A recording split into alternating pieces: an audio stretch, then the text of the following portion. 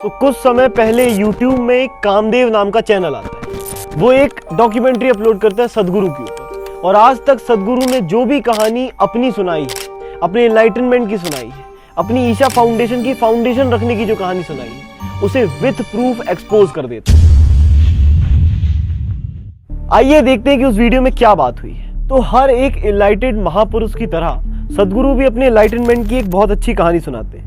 कहते हैं कि एक दोपहर वो चामुंडा हिल्स के पत्थर पर बैठे हुए थे। उनकी आंखें खुली हुई थी और अचानक से उनके साथ कुछ हुआ।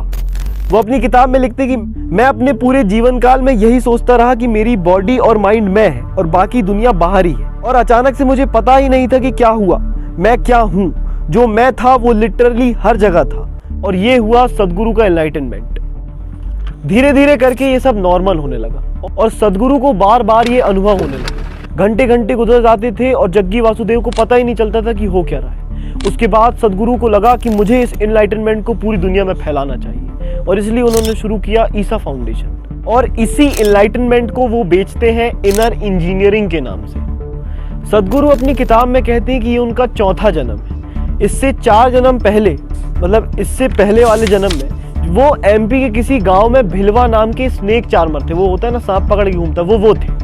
और उसके बाद उनका दूसरा जन्म हुआ जिसमें वो शिव योगी के नाम से जन्मे। शिव योगी जो था ना, उसको मोक्ष की तलाश थी। तो एक दिन शिव योगी बैठ के तपस्या कर रहा था, मोक्ष की तलाश कर रहा था। तो श्री पल्लनी स्वामी आए और उनके पास एक स्टिक थी। वो स्टिक को उन्होंने शिव योगी के माथे में छिपा दिया। ऐसे छुआया तो शिव योगी का क्या हुआ, एनलाइटमेंट हो गया। उसको सब पता चल गया, पूरी दुनिया पता चल गई उसको। पर इसी एनलाइटनमेंट के साथ ये जो था शिव योगी, ये एक प्रोजेक्ट का हिस्सा भी बन गया। ये पल्लनी स्वामी ने जानबूझ के किया था। एक 1500 साल पुराना प्रोजेक्ट था जो सुनीरा नाम के एक योगी ने शुरू किया था। ये प्रोजेक्ट था लिविंग शिवा बनाने का, मतलब जीते जागते शिव भगवान बनाने का। पूरी जो एनर्जी है शिव की, जो पूरे ब्रह्मांड में इधर उधर है, उसको एक जगह रखने का, एक जगह कंप्रेस करने का, ये एक प्रोजेक्ट था जो सुनीरा ने शुरू किया था। अब शिव योगी भी इसका हिस्सा बन गया। मतलब सदगुरु एक जन्म पहले, तीसरे जन्म में इस चीज का हिस्सा बन गए थे। 1500 साल पहले सुनीरा ने इस प्रोजेक्ट पे पूरी जिंदगी काम किया था, पर उसको सक्सेस नहीं मिल पाई थी। 1500 साल पुराना जो सुनीरा का प्रोजेक्ट था, शिव को एक जगह कंप्रेस करने का, शिव की एनर्जी को, ऐसा सुनीरा के मरने के बाद और भी योगियों ने करने का ट्राई किया, पर कोई नहीं कर पाया। फिर उनको रियलाइज हुआ कि शिव की एनर्जी को एक फिजिकल बॉडी में नहीं लाया जा सकता, इसको एक ध्यान लिंगा नाम की चीज में लाना पड़ेगा। ध्यान लिंगा बेसिकली एक शिवलिंग बड़ा होता है, तो उसमें लाके कंप्रेस करना पड़ेगा। फिर जो सदगुरु का शिव योगी वाला जन्म था, उसमें भी सदगुरु ये कर नहीं पाए। फिर सदगुरु का एक और जन्म होता है श्री ब्रह्मा के नाम से। अब ये जो श्री ब्रह्मा के नाम से जन्म होता है, तब भी सदगुरु इसी चीज को अकम्प्लिश करने की पूरी कोशिश करते रहते पूरी लाइफ, कि वो शिव की एनर्जी को ध्यान लिंगा में ट्रांसफर कर दे, पर ऐसा हो नहीं पाता। तो फिर सदगुरु क्या करते हैं ना, कि मरते समय, मतलब सदगुरु नहीं, इनका पिछला जन्म जो था तब की बात कर रहे हैं, तब सदगुरु मरते, जो श्री ब्रह्मा थे वो मरते मरते सब डिसाइड कर देते, प्लान कर देते कि अगले जन्म में मैं कहाँ जन्मूंगा, और मेरी जो 2 इंपॉर्टेंट लोग होंगे जो मेरे साथ काम करेंगे, उनको भी वो प्लान कर देता है। इंपॉर्टेंट लोग मतलब इनकी जो एक शिष्य है जिसका नाम है भारती, उसका जन्म भी प्लान कर देता है वो मरने से पहले, और प्लान कर देता है इनकी पत्नी विजय लक्ष्मी जो है, वो भी इनके साथ देंगी ये अकॉम्प्लिश करने में, शिव की एनर्जी ध्यान लिंगा में ट्रांसफर करने में। ये भी वो सारी चीजें प्लान कर देता है और मर जाता है, समाधि ले लेता है बेसिकली पिछले जन्म में। फिर अब उनका जन्म होता है फाइनली सदगुरु के नाम से। अब वो सदगुरु है, जग्गी वासुदेव है, अभी उनका जन्म हुआ है, ठीक है। तो अभी जब सदगुरु चामुंडी हिल्स में बैठे थे ना, तो उनको ये सब याद आया था जो पुराने जन्म में हुआ था, ये सब याद आया उनको, और उनको पता चल गया कि इस लाइफ का उनका पर्पस क्या है। उनको ध्यान लिंगा में एनर्जी ट्रांसफर करनी है। फिर ये जाके उनने विज्जी को और भारती को बताया। फिर ये तीनों ट्रायंगल बना के बैठ जाते थे और पूरी एनर्जी को ध्यान लिंगा में जो है डालने की पूरी कोशिश करते, ऐसा लिखा है। तो ये ट्रायंगल बना के एनर्जी ट्रांसफर करके ध्यान लिंगा में एनर्जी कंप्रेस करने वाला काम चल ही रहा था कि इनकी बीवी जो थी विज्जी जी, वो समाधि ले लेती। उन्होंने कुछ समय पहले सदगुरु से बोला था कि मैं समाधि ले लूंगी, ऐसा उनकी किताब में लिखा। तो उसके बाद वो समाधि ले लेती है। पर अब सदगुरु को तो करना है, 4 जन्म हो गए, इतने जन्म से नहीं कर पा रहे हैं ध्यान लिंगा का काम, तो इस जन्म में तो करना ही है। तो सदगुरु फिर डिसाइड कर लेते हैं कि मैं करूंगा ही करूंगा। फिर वो अपनी पूरी बॉडी की एनर्जी लगा देते। विज्जी का जो काम था एनर्जी लगाने का, वो भी खुद करने लगते, तो उनकी बॉडी पे ना बहुत जोर पड़ने लगता है, बहुत ज़्यादा जोर। वो कहते हैं कि मैं 8 महीने में 25 साल जितना एज हो गया। ये जो दाढ़ी वाड़ी आ गई इसकी तो आ गई, इतने यंग है वो अभी थोड़े यंग है। अब सदगुरु इतने जल्दी एज हो गए, काम किया उन्होंने, तो पूरे शिष्यों को पता लग गया कि अब सदगुरु जल्दी खत्म होने वाले। तो शिष्यों ने क्या किया, इनके पैर में एक चूड़ा पहना दिया। वो चूड़ा ना वाईफाई जैसे, लोगों से एनर्जी आती है सदगुरु को, और सदगुरु उसकी वजह से जिंदा रहते। तो सदगुरु जब इनलाइट हुए थे ना, तो कुछ चीजें हुई थी उनके साथ। एक तो जो पूरे कॉस्मोस में शिवा की एनर्जी फील्ड है, उससे वो कनेक्ट हो गए थे। तो अब उनमें और ध्यान लिंगा में कोई फर्क नहीं, एक तरीके से वो ही शिवा बन गए। अब वैसे इस स्टोरी को गलत प्रूव करने की जरूरत नहीं है। 4 जन्मों में 4, पर स्टिल इसमें 2 ट्विस्ट है, और वो ट्विस्ट बहुत सीरियस है।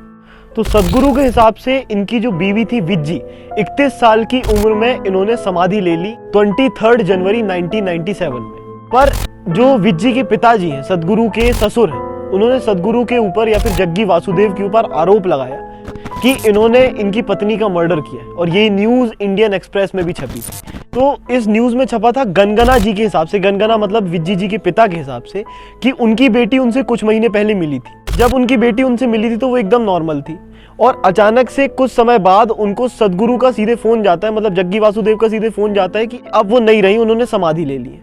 सदगुरु ने सुबह 4-5 बजे बॉडी जला दी, मतलब 23 को इनकी मृत्यु होती है, 24 को ये सुबह 4-5 बजे बॉडी जला देते। अब ये तो मतलब जग जाहिर बात है ना कि कोई समाधि लेता है तो उसकी बॉडी को दफनाते हैं। इवन इनके खुद के घर में कल्चर भी नहीं है बॉडी जलाने का, पर स्टिल सुबह 4-5 बजे, इतनी क्या जल्दी थी, बॉडी जला दी। और सदगुरु ने अपनी किताब में खुद ही लिखा है कि कुछ समय पहले विज्जी ने इच्छा जाहिर की थी कि मैं समाधि लूंगी। तो ये इच्छा जाहिर उन्होंने सिर्फ सदगुरु से बस की, उनके घर में नहीं बताई, उनकी बहनों को और उनके पिता को नहीं बताई।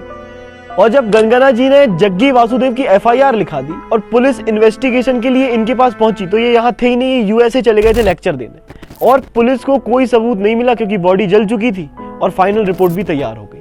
उसी न्यूज़पेपर के आर्टिकल में लिखा था कि गनगना जी के हिसाब से सदगुरु का किसी शिष्या के साथ चक्कर चल रहा था, अफेयर चल रहा था, और उसी अफेयर के चलते इन्होंने उनका मर्डर कर दिया पत्नी का। एक और सवाल ये भी है कि खुद ही कहते हैं कि विज्जी की डेथ के बाद मैंने इतना काम करना शुरू किया ध्यान लिंगा में कि मैं बोल भी नहीं पा रहा था, हिल भी नहीं पा रहा था, बहुत प्रॉब्लम होने लगी थी, मैं जल्दी एज होने लगा था। तो अचानक से सदगुरु USA कैसे चले गए लेक्चर देने, ये भी एक सवाल। और तो और सदगुरु अपनी ही एक किताब में लिखते हैं कि जो विज्जी थी वो अकम्प्लिश्ड योगी नहीं थी, मतलब बहुत अच्छी योगी नहीं थी, और इस समाधि के लिए जिसके लिए इतने बड़े बड़े ऋषि मुनि पूरी जिंदगी लगे रहते, एक बैंक एम्प्लॉय ने नॉर्मल समाधि ले ली। एक दिन ऐसी मन किया, कुछ समय पहले इच्छा जाहिर की और समाधि ले भी। कुछ समय पहले मैं डेथ को लेके बहुत फैसिनेटेड था, तो मैंने ये बुक ऑर्डर की थी सदगुरु की डेथ, तो अभी फट गई है। पर इसमें देखो, ये विज्जी जी की फोटो भी है, इसमें लिखा है an intensity that can not be contained a few weeks before महासमाधि। तो विज्जी ने बेसिकली महासमाधि ले ली सदगुरु के हिसाब से। अब हम सदगुरु के ऊपर कोई एलिगेशन नहीं लगा रहे, हम बस फैक्ट्स को सामने रख रहे हैं, और ये फैक्ट्स की बहुत अच्छी रिसर्च कामदेव ने की, उनको बहुत बहुत धन्यवाद इतनी अच्छी रिसर्च करने के लिए। सदगुरु अपने एक इंटरव्यू में बताते हैं कि इनको अस्थमा हो गया था और इनका पैर भी टूट गया था इन्हीं प्रोसेसेस के बीच में, तो इन्होंने 1 घंटे में ठीक कर लिया। फिर एक दूसरे इंटरव्यू में कहते हैं कि मैं सिर्फ गोल्फ बस खेल पाता हूँ क्योंकि मेरा घुटना टूट गया, तो पैर ठीक कर लेते हैं, वो घुटना ठीक नहीं कर पाते पर, और वो अस्थमा भी ठीक कर लेते हैं। तो ये तो बात हो गई सदगुरु की स्टोरी की। अब जो वो बातें करते हैं उसके बारे में थोड़ी बात कर लेते हैं। तो उनकी जो एनलाइटमेंट वाली कहानी थी ना, जब पल्लनी स्वामी आके एक जन्म में उनके इधर वो छिपा देते हैं, तो वो एकदम सही कहानी। बस पल्लनी स्वामी की जगह ओशो कर दो, ओशो उनके सिर में आके ये छिपा देते हैं। ओशो तो आपको पता ही होगा, रजनीश भगवान, उन्होंने। अब ओशो की पावर के बारे में किसको नहीं पता, ओशो ने अपना अमेरिका में खुद का शहर बना लिया था, इतने ज़्यादा मशहूर फिलोसोफर ओशो बन गए थे। तो इत्तेफाक की बात ये है कि ये कहते हैं सदगुरु कि मैंने कुछ नहीं पढ़ा, वेद पुराण उपनिषद गीता कुछ भी नहीं पढ़ा, पर मुझे सब कुछ पता है। और ये तो ऊपर से ये भी कहते हैं कि तुम किसी भी चीज़ को ले आओ जो ह्यूमन से रिलेटेड है, दुनिया से रिलेटेड है, उसके बारे में तुम मुझसे आके पूछो, मैं तुमसे बेहतर ही जानता होऊंगा उसको। और मैं जानता हूँ कि ये बहुत मैं घमंड में बोल रहा हूँ, पर ये सत्य है ऐसा। तो ओशो ने एक कहानी सुनाई कि एरिस्टोटल और हेराक्लिटस कहीं मिले थे ग्रीक में बहुत पहले, उनकी कोई कहानी उन्हें सुना के अपनी बात बताई। तो ये कहानी आज तक किसी ने नहीं सुना है पूरी हिस्ट्री में। एक ही बार सुनाया ओशो ने, क्योंकि एरिस्टोटल और हेराक्लिटस मिल ही नहीं सकते, अलग अलग समय पैदा हुए थे। और यही सेम कहानी सुनाते हैं सदगुरु। ऐसी एक कहानी कृष्णमूर्ति के बारे में सुनाते हैं, जो ऐसे एक बड़ा नाम था उस समय, कृष्णमूर्ति फिलोसोफर था वो भी। उसके बारे में भी एक कहानी ओशो सुनाते हैं और वही कहानी सदगुरु भी सुनाते हैं, बिल्कुल इत्तेफाक से। इवन जो सदगुरु की थ्योरी ऑफ एनलाइटमेंट वो भी बहुत ज़्यादा ओशो से मिलती जुलती, क्योंकि उस समय ही ओशो ने 112 टेक्निक्स बताई थी जो विज्ञान वैभव तंत्र में बताई गई। उनको इंडिया में ओशो ने ही फेमस किया था। और सदगुरु भी ऐसी ही टेक्निक्स की बात करते हैं और अपनी पूरी की पूरी एनलाइटमेंट की थ्योरी इसी के ऊपर बेस करके रखी। ओशो ने भी कहा, I have not told you to believe it और डिसबिलीव इट, और ऐसा ही सदगुरु ने भी कहा, बिल्कुल इत्तेफाक से। सदगुरु और ओशो दोनों को ही फिलॉसफी पसंद नहीं है। यार ओशो ने तो बहुत सारी किताबें पढ़ी थी, पर सदगुरु ने एक भी किताब नहीं पढ़ी, ऐसा वो खुद कहते हैं, मैं नहीं कह रहा। डिफरेंस ओशो और सदगुरु में ये है कि ओशो के पॉलिटिशियन से अच्छे संबंध नहीं थे, पर सदगुरु के हैं। सेव सॉइल और ट्री प्लांटेशन जैसे मूवमेंट जब वो चलाते हैं तो पॉलिटिशियंस भी उनको ज्वाइन कर लेते हैं। और तो और सदगुरु के बारे में एक फैक्ट ये भी कि वो कोबरा का जहर पी लेते और उनको कुछ नहीं होता।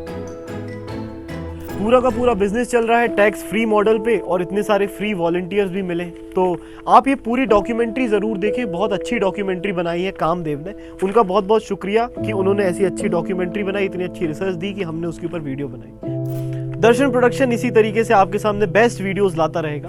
आप बने रहिए हमारे साथ, हम भी बने आपके साथ। कमेंट सेक्शन में अपने व्यूज बताइए। वैसे अभी तक आपने कमेंट कर ही दिया होगा अगर देखा है वीडियो तो, और सब्सक्राइब जरूर करें। धन्यवाद।